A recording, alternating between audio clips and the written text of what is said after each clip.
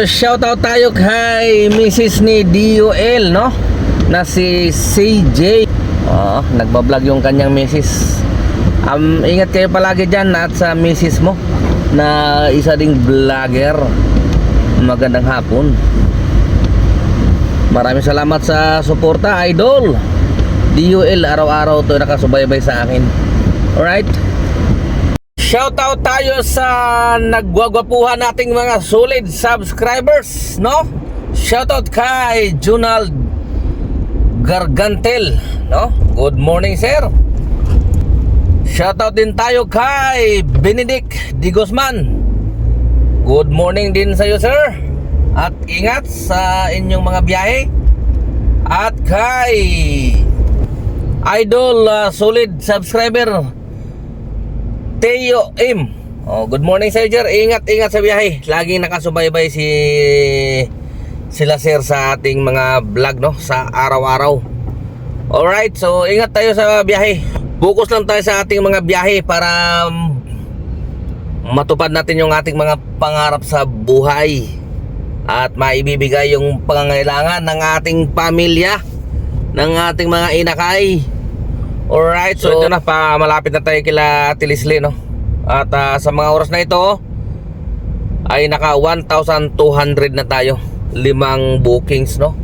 At nagsimula tayong bumiyahe ay alas 4 lang ng madaling araw. Ngayong araw nga pala ay Sabado, July 12, 2025. At ingat tayo mga ka-PJ. Medyo baka uulan na naman siguro to ngayon. Hindi pa naman masyadong madumi yung ating sasakyan. Kaya taste na lang muna. Maya na lang pagka sobrang dumi na talaga. Sayang bigla na bubuhos yung ulan Maya na lang tanghali tayo magpapakarwas kung umaraw talaga. Alright, so tara, tayo ay mag-almusal na muna mga ka-PJ. Let's go!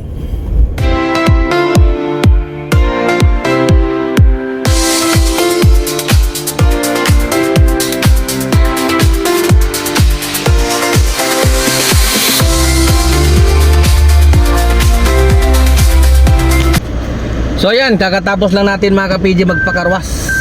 Pinakarwas natin. Hindi na naman tayo makatiis. Ang marumi yung ating kabayo. So ito, nag-online pa lang ako. Pitix muna tayo mga ka-PJ ngayong umaga. Dahil sasagad tayo mamaya ng alas 11 siguro. Yan yung ating target ngayon. Kailangan makuha yung 21 rides alas 3 hanggang alas 11, no? Dalawang araw yan, ngayong Sabado at bukas. 21 rides alas 3 hanggang alas 12 ng gabi. Okay? So yan ang natin ngayon, target. Kailangan makuha yun dahil nga nakaapat tayo ng 416 yun. Idadagdag natin yung 450 para 2,000 ang makukuha natin sa Lunes, no?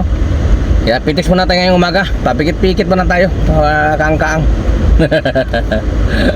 Hindi tayo, sagad tayo hanggang alas 11.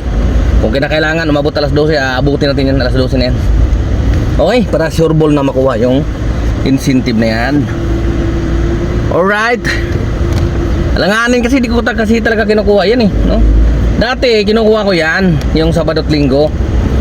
Kasi nga 900 yun, 44 rides, di ba? Kung naalala nyo yung mga vlog ko ng mga nung nakaraan pa.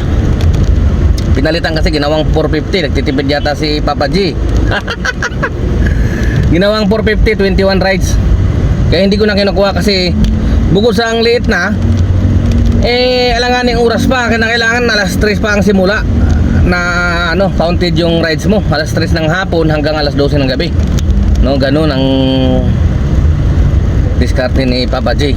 Siguro para nga mag-online ka ng alas 3 ng hapon hanggang gabi ng Sabado at Linggo. Kaya ganun ang ginagawa niya 450 lang naman, hindi ko ginagawa ngayon. Lang, nakaengganyo lang kung kunin. Kasi natuwa ko ngayon, nakaapat tayo, coding lang ang hindi natin nakuha, yung coding. Kasi siyempre hindi naman tayo bumibiyahe ng coding, bihira lang tayo bumiyahe ng ganun. Kaya yun, natuwa ako, 4 yung nakuha natin, 1,600. Kaya gusto kong gawing 2,000 incentive para may pang boundary na tayo sa pang boundary na yun, sobra-sobra pa, diba? Pitix muna tayo dito ngayon sa higa-higa muna ako dito. Okay? So mamaya update ko kay mga ka-PJ. So ayan, update tayo mga ka-PJ. Ang oras natin ay alas 7:29 na. At ang earnings natin 5,203. At naka 19 na bookings. So titigil na ba tayo? O titigil na? Hindi pa mga ka-PJ. Dahil may nahabol tayong incentive, no? Naka 8 pa lang tayo sa incentive natin nung yutong Sabado at Linggo. 21 rides yung nahabol natin.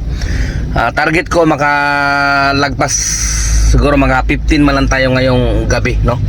Ngayong araw ng Sabado. Kasi para bukas, kung maka 15 tayo, so bukas 6 na lang hahabulin natin, di ba?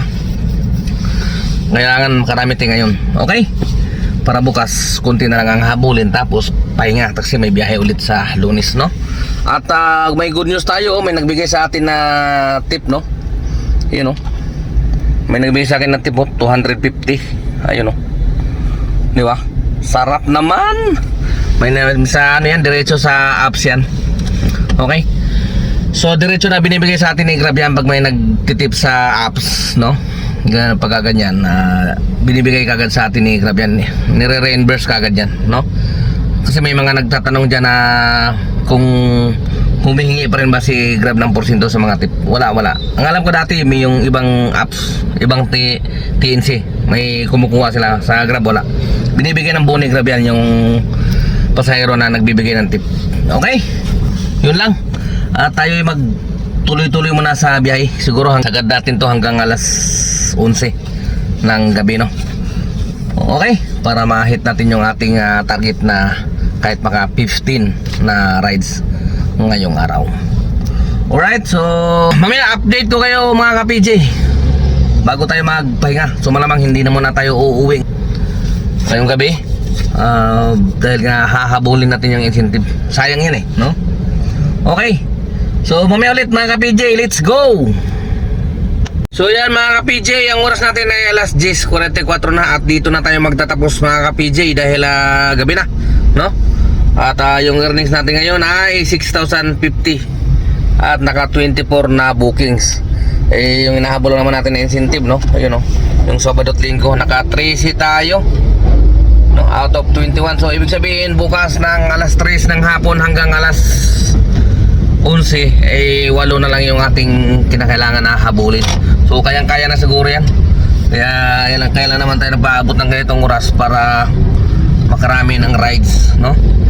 So sa tingin ko kayang-kaya na yan bukas yung 8 rides, no?